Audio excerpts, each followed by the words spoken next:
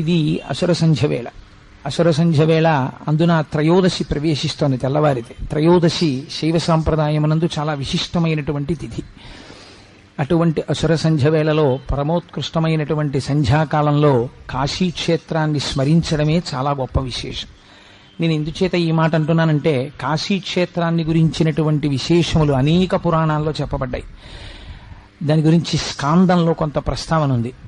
విశేషంగా బ్రహ్మవైవర్త పురాణంలో కాశీ గురించి చెప్పబడింది. కాశీకి అనేక పేర్లు. కాశీ అని మనం సాధారణంగా వ్యవహరిస్తూ ఉంటాం. రెండవది వారణాసి అని ఒక పేరు. మూడవది మహాశ్మశానము అని ఒక పేరు. ఎందుకనంటే వారణాసి వెళ్ళిన వాళ్ళు చూసుంటారు, సంకల్పం చెప్పేటప్పుడు మహాశ్మశాని అని చెప్తారు. దానికి మహాశ్మశానము అని ఒక పేరు. ఈ 3 పేర్లతో ఉంటుంది కాశీ పట్టణం. ప్రపంచంలో భౌగోళికంగా భూమిని మనం అనేక పేర్లతో పిలిచినప్పుడు ఒక్కొక్క ఊరికి ఒక్కొక్క పేరు. ఇప్పుడు మన ఊరిని కాకినాడ అని పిలుస్తున్నాం. అసలు దీని పేరు కాకినాడ కాదు, దీని అసలు పేరు కోకనదము. కోకనదము అని ఎందుకు పిలిచారంటే, ఎక్కడ పడితే అక్కడ పూర్వం ఈ పట్టణంలో చెరువులు ఉండేవిట. చెరువులుండి అరవిరిసినటువంటి ఎర్రతామరలతో నిండి ఉండేది ఈ పట్టణం. అందుకే మీరు ఇప్పటికీ చూడండి, ఎక్కడ చూసిన చెరువులు కనపడతాయి. బాలాజీ చెరువు అలా. ఇప్పుడంటే చెరువులు లేవనుకుండా అవి కప్పెట్టేసి కొత్త కొత్త ప్రాంగణాలు వచ్చేస్తున్నాయి. కాబట్టి దీని పేరు కోకనదము. ఆ కోకనదము నానుడి యందు మారి మారి మారి మారి చిట్ట చివరికి ఇవాళ కాకినాడ అయింది. అలా మనం ఏదో ఆ ప్రాంతంలో ఉండేటటువంటి ఒక వైశిష్ట్యాన్ని దృష్టిలో పెట్టుకుని ఒక పేరు పెడుతూ ఉంటారు. కానీ కాశీ పట్టణానికి అలాగే వచ్చిందా పేరు, లేకపోతే అలా రావడం వెనకాతల ఏదైనా ఒక రహస్యం ఉన్నదా అంటే, వారణాసి అనబడేటటువంటిది పౌరాణికంగా వినపడేటటువంటి పేరు. ఎక్కువగా దాన్ని సంప్రదాయంలో వారణాసి అని పిలుస్తారు. వారణాసి అని పిలవడం వెనకాతల ఉన్న రహస్యం, గంగ ప్రవహించేటప్పుడు 2 చోట్ల సంగమాన్ని చెందుతుంది. ఒకవైపు వారణ అన్నది నదితో సంగమాన్ని చెందుతుంది, వేరొక వైపు అసి అనబడేటటువంటి నదితో సంగమ స్థానాన్ని పొందుతుంది. 2 నదీ సంగమ స్థానాల మధ్యలో ప్రవహించినటువంటి గంగానదీ పరివాహక ప్రాంతమును కలిగినటువంటి క్షేత్రం ఏదున్నదో దానికి వారణాసి అని పేరు. అయితే వారణాసికి ఎందుకంత గొప్పతనం వచ్చింది? మనం కాశీ వెళ్ళకపోతే జీవితంలో కాశీ నేను రాను అన్నవాడు ఉండడు. ఒక్కసారైనా కాశీ వెళ్ళాలండి అంటారు. పూర్వకాలంలో అయితే కాశీకి వెళ్ళినవాడు కాటికి వెళ్ళినట్లే అని ఒక సామెత ఉండేది. అలా తెలిసి కూడా మరి ఎందుకు కాశీ వెళ్ళడానికి సిద్ధపడేవారు? కాశీకి అంత గొప్పతనం ఎందుకు వచ్చింది? దీని గురించి నేను మాట్లాడవలసి వస్తే, నేను ఒక పురాణ వాక్కు గురించి చెప్పకుండా చెప్తే దానికి నేను ఒక పరిపూర్ణత ఇచ్చినవాడను కాను. మనకి యుగాల్లో కృతయుగము అని ఒక యుగం ప్రారంభంలో, ప్రతి యుగానికి ఒక యుగ పురుషుడు అని ఒక ఆయన ఉంటారు. అంటే ఆ యుగాన్ని, ఆ యుగము యొక్క ధర్మమును నడిపించేటటువంటి వాడు. కృతయుగంలో ఉండేటటువంటి ఆ యుగ పురుషుని యొక్క లక్షణములు ఎలా ఉండేవంటే, ఆయన యజ్ఞోపవీతం వేసుకుని చేతిలో జపమాల పట్టుకుని ఉండేవాడు. దానివలన మీకు ఏది సూచితమవుతుందంటే, ఆ కాలమునందు కృతయుగంలో ఉండేటటువంటి ప్రజలందరూ వైరాగ్య సంపత్తితో ఉండేవారు. తర్వాత త్రేతాయుగం వచ్చింది. త్రేతాయుగం వచ్చేటప్పటికీ అక్కడ ఉన్నటువంటి యుగ పురుషుడు చేతితో స్రవము అనబడేటటువంటి దాన్ని పట్టుకున్నాడు. యజ్ఞం చేసేటటువంటి వాళ్ళకి, యాగాలు చేసే వాళ్ళకి 2 పేర్లు బాగా తెలుస్తాయి. సృక్కు, స్రవము అని 2 వాడతారు. అంటే ఆ హవిస్సుని వాటిని తీసి అగ్నిహోత్రంలోకి వేస్తూ ఉంటారు. ఆ స్రవము చేతితో పట్టుకుని స్వధర్మానుష్ఠానపరుడైనటువంటి వ్యక్తిగా కనపడుతుండేవాడు త్రేతాయుగంలో. 3వ యుగం ద్వాపర యుగం వచ్చేసరికి ఆయన ఖట్వాంగమును పట్టుకున్నాడు.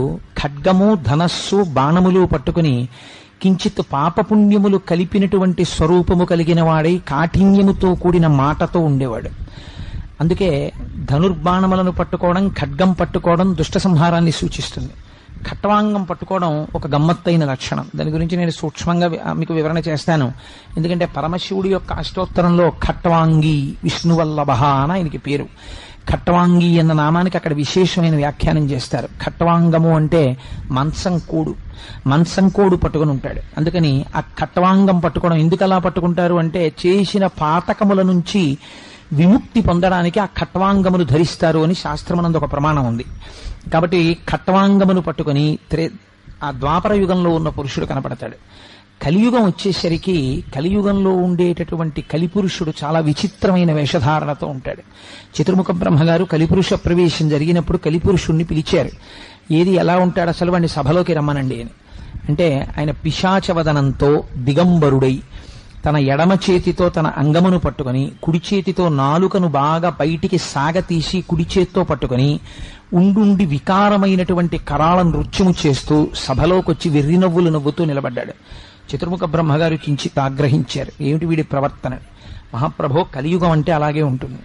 నేను లోకంలో ఉండేటటువంటి వాళ్ళందరినీ ఎలా పాడు చేస్తానంటే రెండింటి చేతనే పాడు చేస్తాను. ఒకటి కామసుఖమునందు విశృంఖలత్వము, దానికి ఇంకా వావి వరసలు కానీ సమయాసమయములు కానీ ఇలా చూడవచ్చా అని కానీ ఇలా చూడకూడదా అని కానీ ఇలా మాట్లాడవచ్చా అని కానీ ఇలా మాట్లాడకూడదా అని కానీ ఉండదు. ఎప్పుడూ సంసార సుఖమే పరమ ప్రయోజనమని మాట్లాడేటట్టుగా ప్రజల్ని పాడు చేస్తాను. రెండవది రసేంద్రియమునందు లౌల్యమును కల్పిస్తాను. ఎటువంటి వాడు కూడా ఎప్పుడూ తినడమే ప్రయోజనం, కడుపు కోసము తినడము శౌచము ఉండవు. తినడమే ప్రయోజనంగా తింటుంటారు, అస్తమానం తినడమే, ఏదో ఒకటి తింటూ ఉండడమే, ఆ తిండికి అర్థం ఉండదు. ఆనాడు వ్యాస భగవానుడు చెప్పినటువంటి మాటలు బ్రహ్మవైవర్త పురాణం చదివితే ఆశ్చర్యకరంగా ఉంటుంది. అభ్యంగన స్నానము అని చేస్తాం. అభ్యంగనం అంటే ఒంటికి నూనె రాసుకుని తలస్నానం చేస్తారు. అభ్యంగన స్నానం దేని గురించి చేస్తారు అంటే శరీరమునకు ఉన్నటువంటి పాపరాశిని ధ్వంసము చేసుకుని శౌచముతో కూడినటువంటి రీతిలో ఈశ్వరారాధనము చేసి వ్రతములు మొదలైనవి చేసేటప్పుడు పీటల మీద కూర్చునేటప్పుడు అభ్యంగనం ఆచరించాలని శాస్త్రం. కానీ రాబోయే కాలంలో స్త్రీ పురుషులు అభ్యంగన స్నానము బహువిధములవుతుంది. ఇళ్లలో రకరకాలైన అభ్యంగన స్నానం కేవలము సౌందర్యవంతముగా ప్రకటించడానికి వాడతారు. ఆశ్చర్యం ఏమిటంటే క్షురకర్మ పురుషుడికి నిర్దేశింపబడింది. స్త్రీలు కూడా, కేశముల మాట నాకు తెలియదు కానీ ఏమో కనుబొమ్మలని రకరకాలుగా స్త్రీలు కూడా క్షురకర్మ చేయించుకుంటారు. చేయించుకుని ఇటువంటి పాతక కృత్యము చేయవచ్చా? ఒక స్త్రీ తన కేశముల మీద ఒక క్షురకుడి యొక్క కత్తి పెట్టించుకోవచ్చా? అది ఎంతవరకు మంచి పని? అసలు అది సువాసినిత్వం అనిపించుకుంటుందా? అలా వేళావేళలు సమయాసమయములు లేకుండా అలా ప్రవర్తించవచ్చా? ఇవి ఉండవు కలియుగంలో. లేకుండా స్త్రీలు కూడా బహిరంగంగా తమ కేశములను సంస్కరింప చేసుకుని క్షురకర్మ చేసుకుని దేహ సౌందర్యమును ప్రకటించడమే పరమ ప్రయోజనం అన్నట్టుగా ప్రవర్తిస్తారు. ఇంకా నేను దాని గురించి ఎక్కువగా మాట్లాడితే కొంచెం కటువుగాను ఉంటుంది, చాలా మందికి సభలో బాధాకరంగా కూడా ఉండవచ్చు. అందుకని నేను ఎందుకు మాట్లాడాలి? కొద్దిగా మాట్లాడితే చాలు కదా, దాని గురించి మీరు తెలుసుకుని ఉంటారు. క్షేత్ర మహాత్యం చెప్పేటప్పుడు దాన్ని చెప్పకపోతే పరిపూర్ణత ఉండదు కాబట్టి దాన్ని స్పృశించడం. కాబట్టి ఇన్ని రకాలుగా సమాజము భ్రష్టమైపోతుంది. నేను పాడు చెయ్యడానికి మొట్టమొదట ఎవరిని పట్టుకుంటానో తెలుసా? ఎవడు భగవన్నామమును పట్టుకుంటాడో వాణ్ణే ముందు పాడు చేస్తాను. ఇందుచేత వాడు భగవన్నామం పట్టుకుని భగవంతుడి వైపుకి అడుగులేస్తాడేమో అని నాకు భయం. అందుకని అనేక రకములైన లౌల్యములను సృష్టించి వాణ్ణి కిందకి లాగేసే ప్రయత్నం చేస్తాను. ఊపిరాడనివ్వను. ఇంద్రియముల యొక్క లంపటంలో కొట్టుకునేటట్టు చేస్తాను కలియుగంలో అని ప్రతిజ్ఞ చేసి చతుర్ముఖ బ్రహ్మగారు అన్నారు, నీ యుగం ప్రారంభమైంది, నీ లక్షణం అది, కాబట్టి నువ్వు ప్రారంభం చెయ్యవచ్చు అంటే కలియుగం ప్రారంభమైంది. ఇటువంటి కలియుగం ప్రారంభమైనటువంటి సమయంలో దేవతలందరూ శ్రీ మహావిష్ణువుని ప్రార్థన చేశారు. మహానుభావుడు శ్రీమన్నారాయణుడు వారికి దర్శనమిచ్చారు. బ్రహ్మవైవర్త పురాణంలో ఒక ఆశ్చర్యకరమైన విషయాన్ని అడుగుతారు. అయ్యా, యుగాంతం అయిపోయినప్పుడు ఈ భూమి అంతా నీటి చేత కప్పబడిపోయింది. నీటి చేత కప్పబడిపోయినప్పటికీ భూమండలం మొత్తం మీద ఒకే ఒక ప్రాంతం మాత్రం బల్లపరుపుగా గొడుగు తేలినట్టు తేలుతూ కనపడింది. ఎంత నీరు వచ్చినా అది మాత్రం నీటిలో తడిసిపోలేదు, మునిగిపోలేదు. అది బల్లపరుపుగా పైకి తేలుతూనే ఉంది.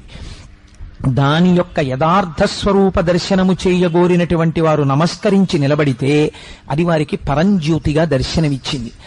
ఆ ప్రాంతమేమి, ఆ క్షేత్రమేమి, అది ఏ భూమండలం, ఎందుకు అలా తేలింది? అది మాత్రం లయం అయిపోయినప్పుడు బ్రహ్మాండం అంతా నీటిలో అది లయం అవదా? దాని గురించి మాకు చెప్పవలసింది అని అడిగారు. అప్పుడు శ్రీ మహావిష్ణువు దేవతలందరికీ చెప్పారు, దానికే వారణాసి అని పేరు. యుగాలు వెళ్ళిపోతాయి కానీ ఒక్క వారణాసి పట్టణం మాత్రం యుగాంతంలో కూడా నీటి యందు మునిగిపోకుండా అలా గొడుగు రూపంలో మండలాకారంగా బోర్లించిన గొడుగు ఎలా ఉంటుందో అలా నీటి మీద తేలి ఉంటుంది. ఆ క్షేత్రమునకు ఉన్నటువంటి వైభవం అటువంటిది. కాశీ సాక్షాత్తుగా మోక్షపురి. అందుకే కాశీ అన్న పేరు రావడానికి ఒక కారణం చెప్తారు. కాశితులు ఉన్న ప్రదేశము కనుక దానికి కాశీ అని పేరు. అనగా మీరు కాశీ పట్టణంలోకి ప్రవేశించిన తరువాత నాకు ఈ కోరిక తీరాలి అని మీరు అడగకూడదు. ఏ విధమైనటువంటి కోరిక ఉన్నవాడు కూడా కాశీ క్షేత్ర ప్రవేశము చేయరాదు. శాస్త్రం అలాగే మాట్లాడింది. అక్కడికి వెళ్ళి మాకు పిల్లలు పుట్టాలండి, లేకపోతే మాకు ఉద్యోగం రావాలండి, లేకపోతే మాకు ఈ కోరిక తీరాలండి, ఆ కోరికతో నీవు కాశీపట్టణ ప్రవేశము చేయరాదు. 2, కాశీపట్టణ ప్రవేశం చేసిన తరువాత అత్యంత నియమనిష్టలతో ప్రవర్తించగలిగితే మాత్రమే కాశీపట్టణ వాసం చెయ్యాలి. తప్ప నేను నియమనిష్టలు పాటించను, నేను ఎప్పుడూ 7 గంటలకి నిద్రలేస్తాను, 8 గంటలకి నిద్రలేస్తాను, నువ్వు కాశీపట్టణ ప్రవేశం చేయకూడదు. నువ్వు శాస్త్రధర్మాన్ని పాటించగలిగితేనే కాశీపట్టణంలో ప్రవేశించి అక్కడ వాసం ఉండాలి. ఎందుచేత అంటే అది కేవలము జ్ఞానులుండేటటువంటి ప్రదేశము.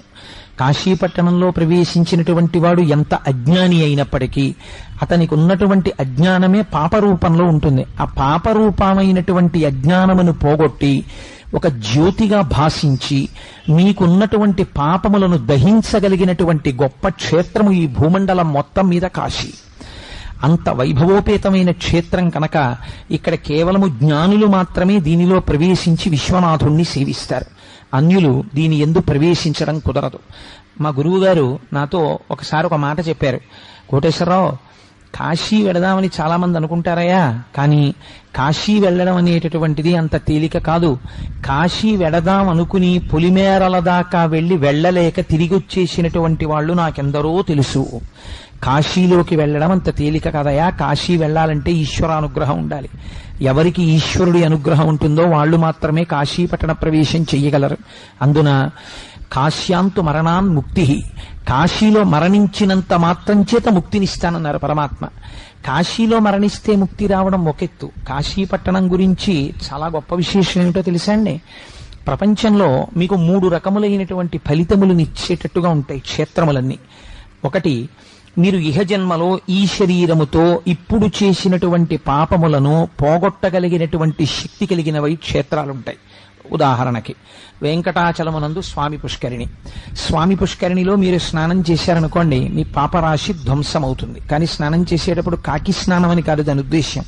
మీకు స్వామి పుష్కరిణి మీద అంత విశ్వాసముతో ఆ పుష్కరిణి స్నానం చేయాలి. స్వామి పుష్కరిణి స్నానం సద్గురు పాదసేవనం ఏకాదశి వ్రతంచాపి త్రయం అత్యంత దుర్లభం. స్వామి పుష్కరిణి స్నానం అంటే అంత తేలిగ్గా దొరికేదేం కాదు. కాబట్టి స్వామి పుష్కరిణి యందు స్నానము చేసినటువంటి వారి పాపరాశి ధ్వంసమవుతుంది. రెండవది, ఇంకొక గమ్మత్తు ఉంటుంది. ఒక్కొక్కరు ఈ శరీరముతో ఉండగా పుణ్యము చేసిన వాడు ఉండడు. ఊర్ధ్వలోకములను పొందడానికి కావలసినటువంటి పుణ్య సంచయమును ఇక్కడ చేసి ఇక్కడ ప్రవర్తించి ఇక్కడ నడువడి ఉన్నవాడు ఉండడు. కానీ అటువంటి వాడు పడిపోయినప్పుడు, అనగా వాడు శరీరము విడిచిపెట్టినప్పుడు వాడిని ఉద్ధరించవచ్చా, ఉద్ధరించగలరా ఎవరైనా అంటే? అందుకే 3 తరాల వరకు తద్దినం పెట్టడం అనేటటువంటి ఆనవాయితీ. 3 తరాల వరకు వాళ్ళని పితృదేవతాలోకంలో ఉంచుతారు అని. ఈ 3 తరాలలో ఎవరైనా తద్దినం సక్రమంగా పెట్టినా, తద్దినం సక్రమంగా పెట్టడం అంటే ఏమిటి? ఏడుస్తూ ఏదో తప్పదు, వాడో తండ్రో తల్లో ఏదో చచ్చిపోయారు మనం పెట్టాలి కదా అని పెట్టిన తద్దినం కాదు. దాని పేరే శ్రాద్ధము. శ్రాద్ధము అనగా పరమశ్రద్ధతో నిర్వహించవలసినది. మార్కండేయ పురాణంలో దాని గురించి విస్తృతంగా మాట్లాడతారు. మీరు ఏది తింటారో అది పితృదేవతలకి పెట్టాలి. మీరు ఏది తిని వదిలిపెట్టారో, అనగా శేషము ఏది ఉందో ఇంట్లో దాన్ని పితృదేవతలకి పెట్టకూడదు. ఓ కేజీ వంకాయలు ఇచ్చి మీరు 1/2 కేజీ వంకాయలు వండేసుకుని మిగిలిన 1/2 కేజీ వంకాయలు పితృదేవతలకు వాడకూడదు. మీరు ఆ రోజు తీసుకొచ్చి పితృదేవతలకు వాడాలి. కాబట్టి శ్రాద్ధమనగా శ్రద్ధతో నిర్వహించున్నది. శ్రాద్ధమును సక్రమముగా నిర్వహించి గయాక్షేత్రానికి వెళ్లి ఎవరైనా పిండ ప్రదానం చేస్తే అక్కడ శ్రీ మహావిష్ణువు యొక్క అనుగ్రహం చేత వాళ్ళు మోక్షమును పొందుతారు. కాబట్టి పుత్రుడు అని ఎప్పుడు అనిపించుకుంటాడు అని శాస్త్రం ఏంటంటే, కేవలం తల్లిదండ్రులకు పుట్టినటువంటి ప్రతి కొడుకు కాడు. కొడుకులందరూ కొడుకులని మీరు అనుకుంటున్నారేమో. శాస్త్రం అంది కొడుకులందరూ కొడుకులనుకో కుస్మా. కొడుకులు 5 రకాలుగా ఉంటారు. కొడుకు పుట్టినప్పుడు మొట్టమొదటి పుట్టినటువంటి కొడుకు రుణపుత్రుడు. ఒక్కొక్కడు గత జన్మలలో మనం వాడి దగ్గర రుణం ఉండిపోతాం, లేదా వాడు మనకి రుణం ఉండిపోతాడు. ఏదో ఉండిపోయింది, వాడి మనకి తీర్చవలసింది, వీడి శరీరం వెళ్ళిపోయింది, వాడు రుణం తీర్చుకోవడానికి వస్తాడు. వచ్చి కొంతకాలం చాలా మంచిగా తండ్రిని సేవించి తండ్రి అడుగుజాడలలో నడుస్తూ ఉంటాడు. ఉండి అకస్మాత్తుగా శరీరాన్ని వదిలిపెట్టేస్తాడు. అందుకే రుణానుబంధ రూపేణ పశుపత్ని సుతాలయా, ఆ రుణపుత్రుడు అంటారు. రెండవ వాడు మిత్రపుత్రుడు. అది చాలా గమ్మత్తుగా ఉంటుంది. ఆయన ఎలా ఉంటాడంటే స్నేహితుడు ఎలా ప్రవర్తిస్తాడో అలా ప్రవర్తిస్తాడు. అంటే సాధారణంగా ఎప్పుడో చిన్నప్పుడే వాడు ఎల్కేజీయో యూకేజీ నుంచే ట్రాన్స్ఫర్బుల్ జాబ్ బండి అని ఏ అమ్మమ్మ గారి దగ్గర లేకపోతే నాయనమ్మ తాతగారుల దగ్గర వాడు చదువుకుంటాడు. వాడికి తండ్రి గారిని చూస్తే ఒక స్నేహితుడి భావన, ఓ గౌరవంతో ఆయన నాన్నగారు బాగున్నారా అండి అంటాడు. అంతకు మించి పెద్ద ఆప్యాయత ఏమి ఉండదు. కాబట్టి మిత్రపుత్రుడు. మూడవ వాడు ఉంటాడు, వాడు సేవకపుత్రుడు. వాడిది చాలా గమ్మత్తుగా ఉంటుంది. వాడికి అక్షరం ముక్క రాదు, తండ్రిని ఉద్ధరించలేడు, ఓ రూపాయి సంపాదించలేడు, వాడు ఎందుకు పనికిరాడు. కానీ వాడికి ఉన్న గొప్పతనం ఏమిటో తెలుసా అండి? మీరు వెళ్ళే గేటు దగ్గర నించున్నారనుకోండి, వాడు కుర్చీ పట్టుకొట్టేస్తాడు. నాన్నగారండి కూర్చోండి నాన్నగారండి అంటాడు. పడుకున్నారనుకోండి, నాన్నగారండి మీ కాళ్ళు పడతానండి అంటాడు. తండ్రి స్నానం చేసి వచ్చేసాడు అనుకోండి, నాన్నగారు మీ పంచి నేను ఆరేసేసానండి అంటాడు. తండ్రి సంధ్యావందనం చేసుకుందామని కూర్చున్నాడు అనుకోండి, తండ్రికి చెంబుతో నీళ్లు తీసుకొచ్చి బిందెతో అక్కడ పెట్టేస్తాడు. ఏమి చేస్తాడంటే ఒక సేవకుడు ఎలా ప్రవర్తిస్తాడో అలా ప్రవర్తిస్తాడు. అంటే గత జన్మలలో ఉండిపోయినటువంటి సేవకులు శరీరమును విడిచిపెట్టేటప్పుడు యజమానినే జ్ఞాపకం చేసుకుంటూ వెళ్ళిపోతే వాళ్ళు సేవకుడు మళ్ళీ పుత్రుడిగా వస్తాడు. అందుకని సేవక పుత్రుడు. ఇంకొకడు ఉంటాడు, వాడో విచిత్రమైన వ్యక్తి, కర్మపుత్రుడు. వాడు ఎందుకు పనికి వస్తాడంటే చిన్నప్పటి నుంచి ఎక్కడో హాస్టల్లో ఉంటాడు, అలాగే పెరుగుతాడు. ఆ తర్వాత ఇంజనీరింగ్, ఆ తర్వాత పీజీ, ఆ తర్వాత ఉద్యోగం వచ్చేస్తుంది. వాడు ఎక్కడో చదువుకుంటుంటాడు, వాడు ఎక్కడో ఉద్యోగం చేసుకుంటాడు, వాడి అకౌంట్ వాడే వేసుకుంటాడు. వాడు ఒక రోజున వచ్చి దండం పెడతాడు, నాన్నగారండి మీ కోడల్ని తీసుకొచ్చాను ఆయుష్మాన్ భవ అంటాడు తండ్రి. వాడు వెళ్ళిపోతాడు. వాడు ఎక్కడో ఉంటుంటాడు, ఎప్పుడో టెలిగ్రామ్ ఇస్తాడు. నేను ఈ మధ్య కాకినాడలో ఒక విచిత్రమైన విషయం విన్నాను. నా స్నేహితుడు పేరు ఎందుకు లేని చెప్పడం, ఆయన వాళ్ళ అబ్బాయిని చూడడానికి వెళ్తే మనవడితో కూడా ఉన్నాడు వాళ్ళ అబ్బాయి. ఆయన చూసొచ్చి ఏం ఆశ్చర్యం కోటేశ్వరారు నాకు మనవాడు కూడా పుట్టిసేయండి, మా అబ్బాయి చెప్పనే లేదు నాకు అన్నాడు. ఒక్కొక్క కొడుకు అలా ఉంటాడు. కాబట్టి వాడు ఎప్పుడు వస్తాడంటే ఈ తండ్రి శరీరం పడిపోయిన తర్వాత వాడికి టెలిగ్రామ్ స్థితులలో కాశీపట్టణం చేరి కాశీపట్టణంలో ప్రాణోత్క్రమణం అయిందనుకోండి, విశ్వమునకు నాథుడైనటువంటి వాడెవడున్నాడో ఆ విశ్వనాథుడు ఒక మహోపకారాన్ని చేస్తాడు. అయితే ఇది మనుష్యులకే చెందుతుందా అని మీరు అనుకోకండి. పిపీలికాది పర్యంతములో కాశీక్షేత్రములో ఎవరు ప్రాణమును విడిచిపెట్టినా ప్రాణం ఉన్నప్పుడు లోపల నుంచి వచ్చినటువంటి ఊపిరి కదండి శబ్దంగా మారుతుంది, వాక్కుగా మారుతుంది. ఊపిరి లేకపోతే వాక్కుగా ఎలా మారుతుంది? మారదు. ఇప్పుడు నాలో ఉన్నటువంటి ఊపిరి పైకొచ్చి వాక్కుగా మారుతోంది. అందుకని వాయువే వాక్కుగా మారాలి.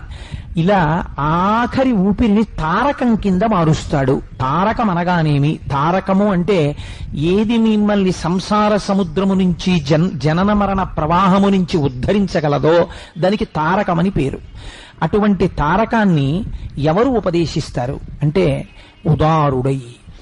ఇంతటి ప్రయోజనాన్ని బహుశಃ ఏ రూపము చేయదు.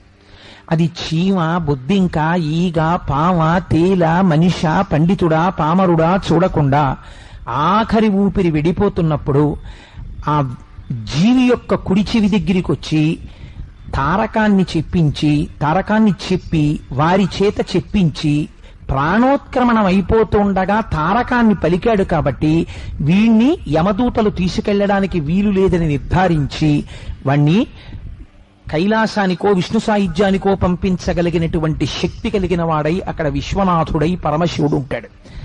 ఇది పురాణ వాక్ అయితే అలా నిజంగా జరుగుతుందా? అంత తేలిగ్గా ఇచ్చేస్తారండి. అది ఇజ్ ఇట్ సో ఈజీ? ఎంత పాపం చేసిన వాడైనా కాశీ వెళ్ళి చచ్చిపోతానంటే కాశీ వెళ్ళి చచ్చిపోతే అంత అలా మోక్షం వచ్చేస్తుందా? అదంత తేలిక అని అనుమానం వచ్చింది. వస్తే రామకృష్ణ పరమహంస అంతర్ముఖులై ధ్యానం చేసి వారణాసి పట్టణ దర్శనం చేశారు.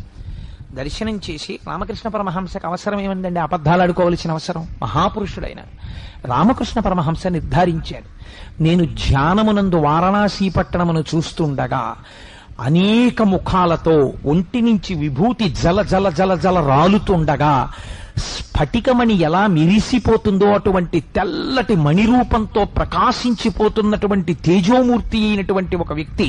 చాలా మంది ఒక భావనతో ఉంటారు, శంకరుడు ఘోర రూపంతో ఉంటాడు, శివుణ్ణి చూడడం చాలా కష్టం అండి అనుకుంటుంటారు. మీకు నేను ఒక పరమరహస్యం చెప్తాను. అసలు ప్రపంచమునందు సౌందర్యం ఎక్కడుందంటే శివుడి అందే ఉంటుంది. ఎందుకునో తెలుసండి? లింగ పురాణం చెప్పింది శివుడి యొక్క సౌందర్యం గురించి. ఘృతరీతి ఘనీభూతం సచ్చిదానంద విగ్రహం అని చెప్పింది. నీతిని తీసుకొచ్చి రాశిగా పోసేస్తే నీతి ముద్ద ఎలా ఉంటుందో శంకరుడు అంత అందంగా ఉంటాడు. బేసి కన్నువాడు కదా, ఇక్కడ మూడో కన్ను ఉంటుంది కదా, ఎలా అందంగా ఉంటాడు అన్నారు. ఆయనకి శాంతరూపుడై దర్శనమిచ్చేటప్పుడు మూడవ కంటితో దర్శనమివ్వడు. అది పాలభాగమనందు ప్రకాశిస్తున్నటువంటి కుంకుమ బొట్టు రూపంలో ప్రకాశిస్తుందట. అందుకే రావణుడు అడుగుతాడు, కదా నిలింప నిర్ఝరీ నికుంజకోటరే వసన్ విముక్త దుర్మతి సదాశిరస్తమంజలింబహన్ విముక్తలోలలోచనల్లలాటపాల లగ్నక శివేతి మంత్రముచ్చర సదాసుఖీ భవామ్యహం అంటాడు.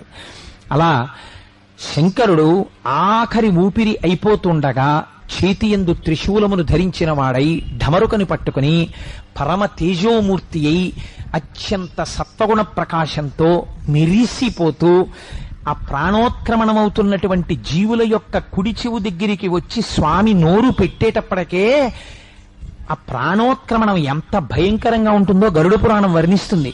అంత పరమ భయంకరమైనటువంటి ప్రాణోత్క్రమణ వేదన పొందకుండా వాడు పరమ ప్రశాంతంగా శంకర దర్శనం చేస్తూ ఆయన చెప్పిన మాట విని ఆఖరి ఊపిరిని తారకనామంగా పలుకుతుండగా ప్రాణోత్క్రమణమై వాడు మోక్షాన్ని పొందుతాడు. కాబట్టి కాశీక్షేత్రము ఎవరు ప్రాణోత్క్రమణమును పొందుతారో వారికి కూడా మోక్షం ఇయ్యగలిగినటువంటి భూమి. మరైతే అసలు ఐశ్వర్య స్థానం అక్కడ లేదా? కాశీపట్టణం వెళ్ళిన వాళ్ళకి మామూలుగా లౌకికమైనటువంటి కోరిక ఏదైనా ఉంటే ఆ కోరిక తీరే అవకాశము ఉండదా అంటే శాస్త్రం అంది, వారణాసి పట్టణ ప్రవేశం చేసినప్పుడు యథార్థమునకు తిన్నగా వెళ్లి విశ్వనాథ దర్శనం చెయ్యకూడదు. శివాలయంలోకి వెళ్లి మొట్టమొదట డుండి గణపతి అని ఉంటారు. చాలా పెద్ద స్వరూపం విశ్వనాథుడి యొక్క దేవాలయంలోకి వెడుతున్నప్పుడు ఎడంచేతి పక్కన ఉంటుంది ఆ సన్నటి దారిలోను. ఆ డుండి గణపతి దర్శనం చేసి ఆయనకొక్క నమస్కారం చేసి ఆయన పాదాల మీద ఒక 4 ఎర్రటి పూలుంచితే మీరు అడిగినా అడగకపోయినా డుండి గణపతి యొక్క అనుగ్రహం చేత మీకు ఇహమునందు కావలసినటువంటి కోర్కెలు సిద్ధిస్తాయి. ఆ మహానుభావుడు కావ్యకంఠ గణపతి ముని జన్మించేటప్పుడు ఆ గణపతి దేవాలయంలోనే గణపతి ముని గారి తండ్రి గారి కూర్చుని గణపతి మంత్రాన్ని ఉపాసన చేస్తున్నారు. ఉపాసన చేస్తూ నా భార్యకి నెలలు నిండి ఉంటాయి, నాకు మగబిడ్డడు జన్మించాడో ఆడపిల్ల జన్మించిందో అనుకున్నారు. ఆ రోజున గంగలో స్నానం చేసి వచ్చి కూర్చున్నారు. కూర్చుని వారు ఆ గణపతి మంత్రాన్ని ఉపాసన చేస్తున్నారు. ఆయనకి హఠాత్తుగా ఒక పెద్ద తేజస్సు కనపడింది. ఆయన ఆశ్చర్యపోయి అలా చూస్తూ ఉండగా డుండి గణపతి దేవాలయంలోంచి ఒక పసిపిల్లవాడు పాకుతూ వచ్చి తన తొడ మీద కూర్చున్నట్టు దర్శనమిచ్చింది. నాకు కొడుకు పుట్టాడు అని వారు బయలుదేరి, నాకు జాతాశౌచం ఉంది, నేను ఇంకా దేవాలయంలో కూర్చుని మంత్రోచ్చాటనం చేయకూడదని వారు బయలుదేరి తిరిగి వచ్చేసారు. కాలినడకన తిరిగి వచ్చి వారి ఊరు వెళ్ళారు. వెళ్ళి నాకు ఏ సంతానము దొరికినది అని అడిగారు. అడిగితే నీకు కొడుకు పుట్టాడు అన్నారు. అప్పుడే ఆయనకి గణపతి ముని అని పేరు పెట్టుకున్నారు. కొడుకు పుట్టడానికి కారణమైంది. శాస్త్రము ఎంత ప్రమాణమో మీరు చూడండి. డుండి గణపతి దర్శనం చేసి ఆయన పాదాల మీద 4 ఎర్రటి పువ్వులు సమర్పిస్తే ఇహమునందు మీకు తీరని కోరికలని ఈశ్వరుడు తీరుస్తాడు. కానీ మీరు ప్రకటముగా చెప్పక్కర్లేదు. డుండి గణపతి దగ్గరికి వెళ్ళి నాకు ఇది లేదు ఇప్పించు అని మీరు అనక్కర్లా. ఆయన పాదాల మీద 4 పువ్వులు వేసి నిలబడితే చాలు, ఆయన మీ కోరిక తీరుస్తాడు. కాశీలో ఒక ఆశ్చర్యకరమైనటువంటి లక్షణం, ఆయన విశ్వనాథుడు, ఆవిడ అన్నపూర్ణ. ఈ తత్వం మీరు తెలుసుకోవాలి. కాశీపట్టణ ప్రవేశం చేసేవాళ్లు తెలుసుకోవలసినటువంటి గొప్ప రహస్యం అది. కాశీలో మనం ప్రవేశించి దేవాలయంలోకి వెళ్ళినప్పుడు ఏదో చేతిలో 4 మారేడు దళాలో ఏవో పట్టుకుని లోపలికి వెడతాం. రాజద్వారం దాటి మీరు ఇలా కుడి చేతి పక్కకి చూడగానే ఒక చిన్న శివలింగంతో కూడినటువంటి ఒక ఆలయం ఉంటుంది. ఎడం పక్కకి చూస్తే శ్రీ మహావిష్ణువు యొక్క ఆలయం ఉంటుంది. మీరు దాటి కొంచెం ముందుకెడితే చిన్న గడప ఉంటుంది. ఆ గడప దాటి లోపలికి వెడితే విశ్వనాథుడి యొక్క శివలింగం ఉంటుంది. ఎంత ప్రాచీనమైన క్షేత్రమో ఎవ్వరికీ తెలియదు. ఆశ్చర్యం ఏమిటో తెలుసా అండి, గొప్ప గొప్ప గురువుల్ని సేవించిన వారికి శంకరుడు విశ్వనాథుడి యొక్క దేవాలయంలో ప్రవేశించినప్పుడు తన సేవ చేయించుకుంటాడు. మీకు నేను ఒక రుజువు చూపిస్తాను. సూరి నాగమ్మ గారు మహాతల్లి భగవాన్ రమణులు శరీరంతో ఉన్నంత కాలం వారిని నమ్ముకుని వారిని సేవించి రమణులు శరీరం వదిలిపెట్టేసిన తర్వాత అయోమయం అయిపోయి గురువుగారు వెళ్ళిపోయిన తర్వాత ఇంకా అరుణాచలంలో ఉండలేక కాశీ వెళ్ళారు.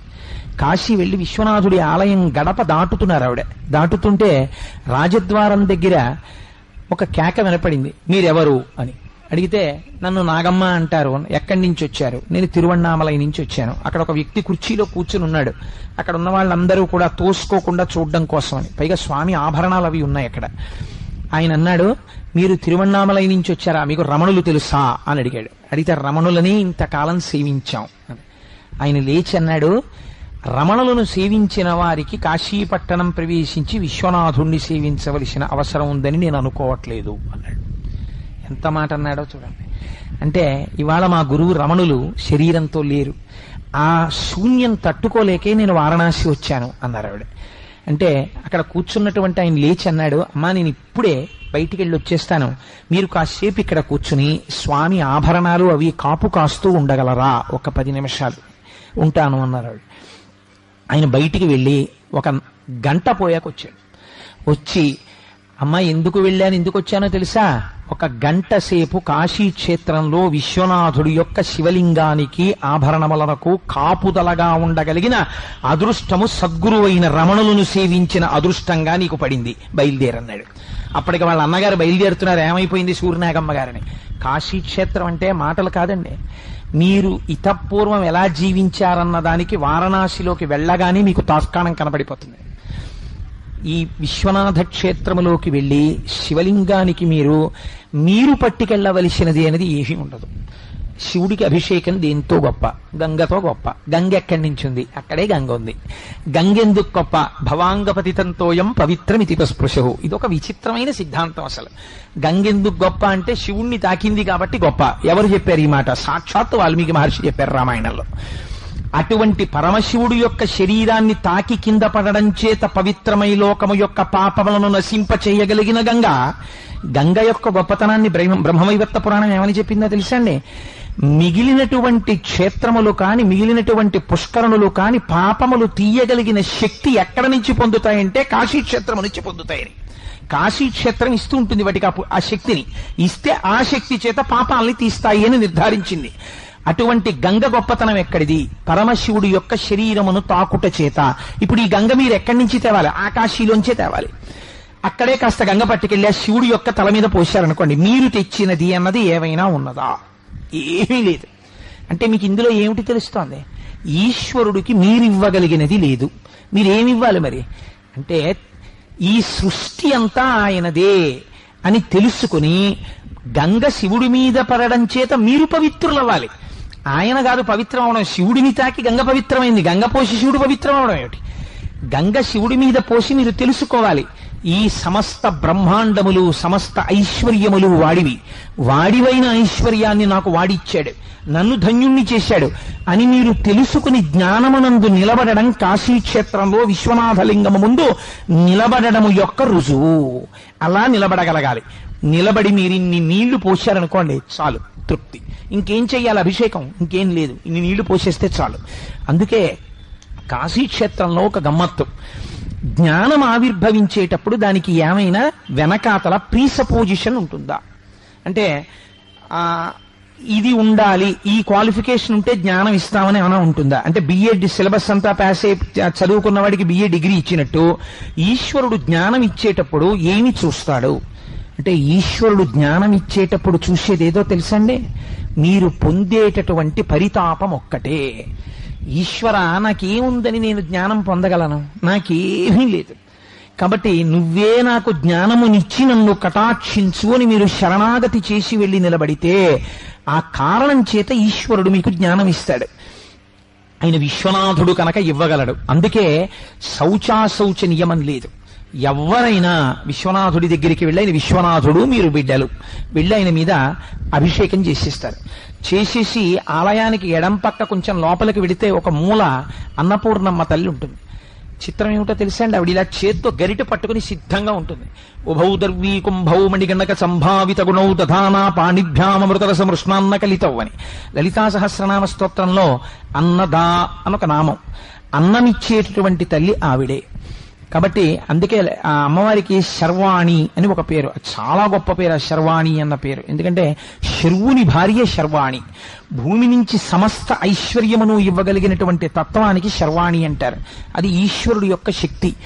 ఆ శక్తినే శ్రీ మహావిష్ణువు యొక్క శక్తిగా చెప్తే శ్రీదేవి భూదేవిగా చెప్తారు. అందుకే శర్వహ అన్న నామం విష్ణువుకి ఉంటుంది, శివుడికి ఉంటుంది. అది గమ్మత్తు. కాబట్టి శర్వాణి అంటే శర్వుడి యొక్క భార్య. ఇప్పుడు ఆవిడ అన్నపూర్ణగా నిలబడినది.